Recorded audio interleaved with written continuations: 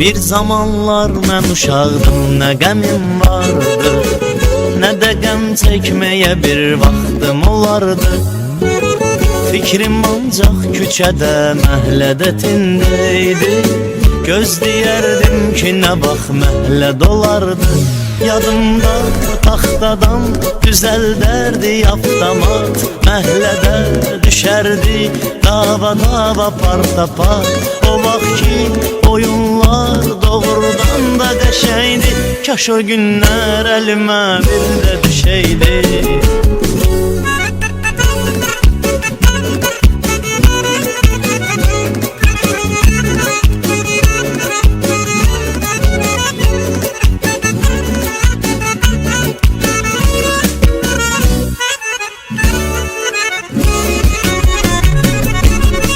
Yadıma düşdü uşaqlıqdakı gizləm paç, gözləyərdi gözünü kimsə yumar qaç.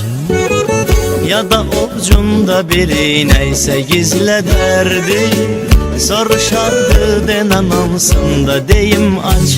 Ya onda ya bunda halva çörək tükanda, uşaqlar bu cürünə düzəldərdi komanda.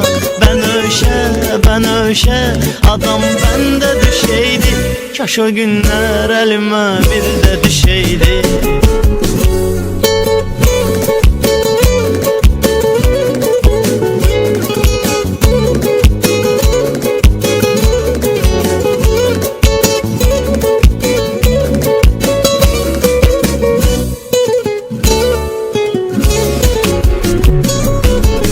Biz uşaq vaxtı pulun fərqinə az vardıq, publikum turba şəkillərini yığardıq.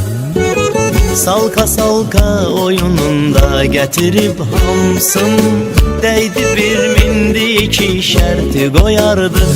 Yadımda taxtadan var idi samakatımız, gözəldi o vaxt ki oyunlarla həyatımız. Biri ortada qaldı, biri yetdi şişeydi, kaş o günlər əlimə bir də düşəydi.